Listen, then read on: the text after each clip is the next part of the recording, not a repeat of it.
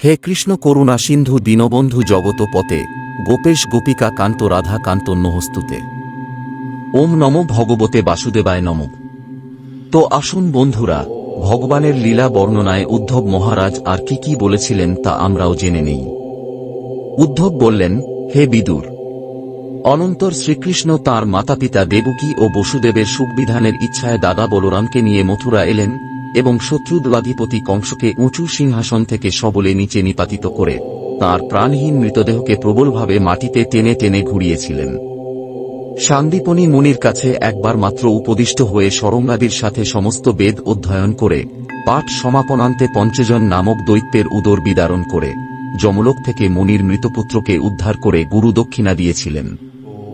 ভীষ্মকরাজ কন্যা রুক্মিণীর বিবাহ উদ্দেশ্যে রুক্মিণীর ভাই রুক্মী, শিশুপাল প্রভৃতি যে সকল রাজাকে নিমন্ত্রণ করেছিলেন, ভগবান শ্রীকৃষ্ণ সর্বসমক্ষে সেই নরপতিদের পরাজিত করে গান্ধর্বমতে বিবাহ করার জন্য রুক্মিণীর স্বেচ্ছায় তাকে হরণ করেছিলেন।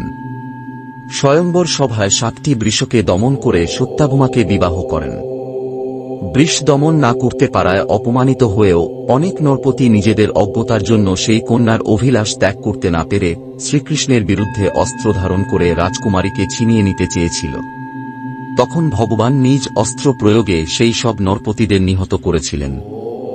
বিষয়ী পুরুষদের মতো লীলা করার ইচ্ছায় নিজে স্বতন্ত্র হয়েও স্ত্রীপরতন্ত্রের মতো প্রিয়তমা সত্যভামাকে খুশি করার জন্য স্বর্গ থেকে পারিজাত বৃক্ষ এনে দিয়েছিলেন।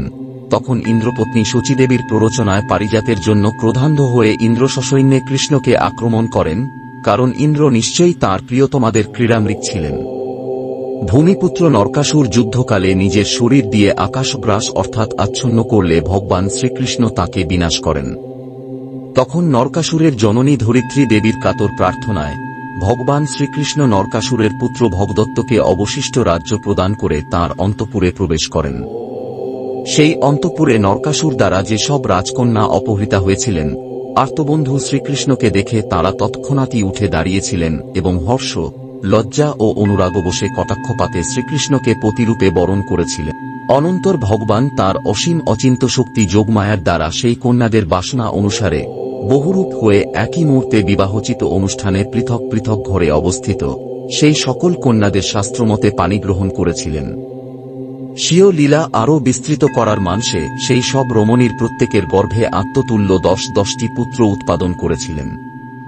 কালযবন, জরাসন্ধ এবং শাল্ব প্রভৃতি নৃপতিগণ নিজ নিজ বিশাল সৈন্যবাহিনী নিয়ে যখন মথুরা দ্বারকাপুরী অবরোধ করে, তখন ভগবান ক্ষেত্রবিশেষে নিজে অথবা তাঁর আপনজনদের নিজের অলৌকিক শক্তিদান করে শত্রুদের বধ সাধন করিয়েছিলেন। এছাড়া তিনি সম্বর, দ্বিবিদ, বানাসুর, মূর ও দন্তবক্র প্রভৃতি অন্যান্য যোদ্ধাদের কাউকে কাউকে স্বয়ংই বিনাশ করেছেন, আবার কাউকে কাউকে অন্যদের দ্বারা নিহত করিয়েছেন। অর্জুন পুত্র অভিমন্যু তাঁর স্ত্রী উত্তরার গর্ভে পুরুবংশের যে ভবিষ্যৎ পুরুষকে স্থাপিত করে গেছিলেন, সেই গর্ভস্থিত বালক অশ্বত্থামার ব্রহ্মাস্ত্রে নষ্ট হবার উপক্রম হয়েছিল, কিন্তু ভগবান শ্রীকৃষ্ণ তাকে রক্ষা করেন। স্নিগ্ধ সহাস্য দৃষ্টি, অমৃততুল্য বাক্য, অনিন্দনীয় চরিত্র এবং সমস্ত শোভা ও সৌন্দর্যের নিবাস নিজের শ্রীবিগ্রহ দিয়ে এই মর্তলোক ও স্বর্গলোককে, বিশেষ করে যাদবদের আনন্দিত করে স্বয়ং নানাবিধ ক্রীড়া করেছিলেন, আর রাত্রিতে প্রিয়তমাদের সাথে ক্ষণিক অনুরাগ প্রদর্শন করে সময়োচিত ক্রীড়া করতেন এবং এইভাবে তাদেরও আনন্দ দিয়েছিলেন। এইভাবে বহু বর্ষ ক্রীড়া করতে করতে তাঁর গৃহস্থাশ্রম সম্বন্ধীয় ভোগ সামগ্রীতে বৈরাগ্য উৎপন্ন হল। এইসব ভোগ সামগ্রী ঈশ্বরের অধীন এবং জীব তাঁর অধীন। যোগেশ্বর ভগবান শ্রীকৃষ্ণেরই যখন সেই সবে বৈরাগ্য জন্মালো, তখন ভক্তিযোগ অবলম্বন করে যে ভক্ত তাঁর অনুবর্তী হয়েছে, কামাদিও যার অদৃষ্টাধীন, সেই রকম কোন ব্যক্তি সকৃত কর্মের ফলস্বরূপ অনিত্য স্ত্রী, পুত্র ও গৃহাদিতে কি বিশ্বাস ও প্রীতিলাভ করতে পারে। একদিন দ্বারকাপুরীতে খেলা করতে করতে যদুবংশীয় ও ভোজবংশীয় বালকগণ মুনীশ্বরদের ক্রোধের কারণ হয়েছিল। মুনিগণও ভগবানের অভিপ্রায় জানতে পেরে সেই সকল বালককে অভিশাপ দিলেন।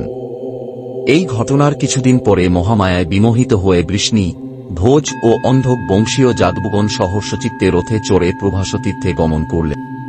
তারপর সেই তীর্থে স্নান করে সেই জলে দেবতা, ঋষি ও পিতৃগণের তর্পণ করে ব্রাহ্মণদের নানা গুণযুক্ত দুগ্ধবতী ধেনু প্রদান করেন। এছাড়াও বহুমূল্য রত্ন ও খাদ্যস্য ব্রাহ্মণদের দান করে মাটিতে নতমস্তক হয়ে প্রণাম করলেন।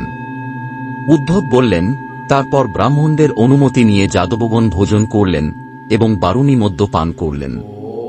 মদিরাপানের ফলে তাদের হিতাহিত জ্ঞান লুপ্ত হয়ে গেল, পরস্পরের প্রতি নানারকম কটুবাক্যের দ্বারা মর্মবেদনা জানাতে লাগলেন। মদের নেশায় বিকৃতচিত্ত যাদবগণও সূর্যাস্ত সময়ে পরস্পর বিবাদ করে বিনষ্ট হতে লাগলেন। ভগবান শ্রীকৃষ্ণ নিজ মায়াশক্তির বিচিত্র পরিণতি দেখে সরস্বতী নদীর জলে আচমন করে এক বৃক্ষমূলে উপবেশন করলেন। শরণাগত দুঃখহারী ভগবান শ্রীকৃষ্ণ ইতিপূর্বে নিজবংশ বিনাশে অভিলাষী হয়ে আমাকে বলেছিলেন, হে উদ্ধব, তুমি বদরিকাশ্রমে চলে যাও।